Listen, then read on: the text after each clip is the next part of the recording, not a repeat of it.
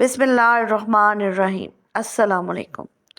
Doctor محمد کمال اسماعیل مصری ہونہار نہایت قابل انجینئر جو 1908 کو پیدا ہوا اور 2008 کو اس دار فانی سے کوچ کر گیا۔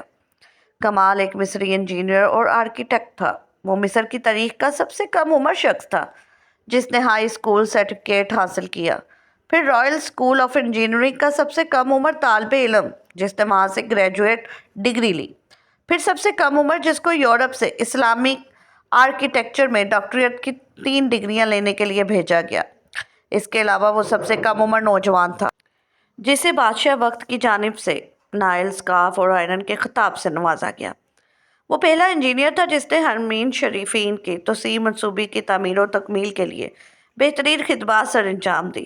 اس نے شاہ فہد اور بن لادن کمپنی کے بار بار اصرار کے باوجود انجینئرنگ، ڈیزائن اور آرکیٹیکچرل نگرانی کے لیے کسی قسم کا معاوضہ لینے سے انکار کر دیا اور کہا کہ میں 2 مقدس مساجد کے کاموں کے لیے کیوں معاوضہ لوں اور قیامت کے دن اللہ تعالیٰ کا کیسے سامنا کروں گا۔ اس نے 44 سال کی عمر میں شادی کی اور اس کی بیوی نے بیٹا جنم دیا اور زچگی کے بعد فوت ہو گئی۔ اس کے بعد وہ مرتے دم تک عبادت الہی میں مصروف رہا۔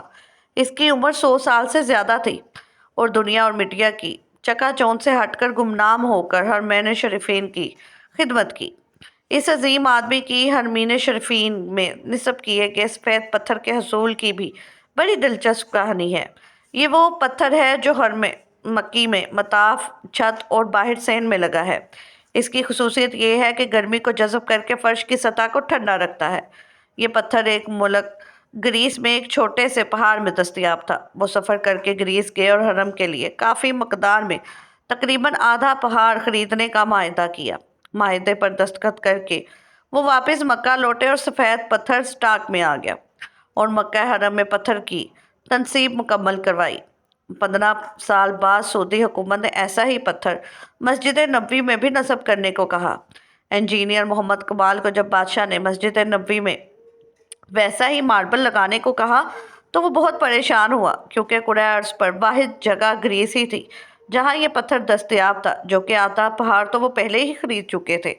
انجینئر محمد کمال بتاتے ہیں کہ وہ گریس میں اس کمپنی کے چیف ایگزیکٹو کے پاس گئے، اسے ملے اور ماربل کی بقایا مقدار جو بچ گئی تھی اس کے بارے میں پوچھا تو چیف ایگزیکٹو نے بتایا، وہ ماربل تو ہم نے آپ کے جانے کے بعد بیچ دیا تھا، اب تو 15 سال ہو گئے ہیں۔ کمال بہت افسردہ ہوا اور میٹنگ چھوڑ کر جانے لگا تو آفس کی سیکرٹری سے ملا اور گزارش کی کہ مجھے اس شخص کا اتا پتہ بتاؤ جس نے بقیہ تمام ماربل کی مقدار خریدی۔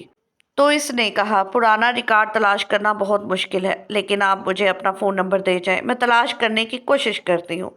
اس نے اپنا نمبر اور ہوٹل کا پتہ دیا اور اگلے دن آنے کا وعدہ کر کے چلے گئے۔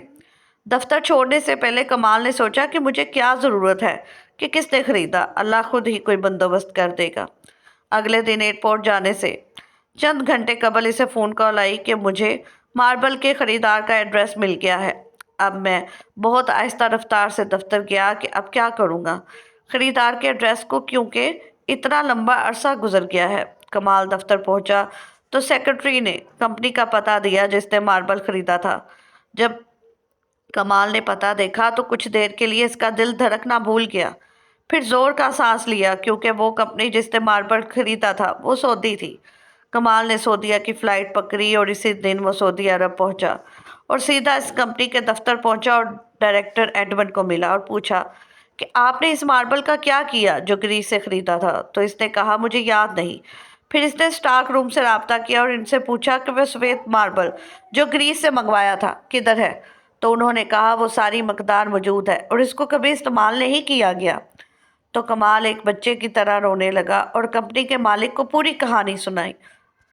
اس نے کمپنی کے مالک کو بلینک چیک دیا اور کہا، اس میں جتنی رقم بھرنی ہے بھر لو اور ماربل کی تمام مقدار میرے حوالے کر دو۔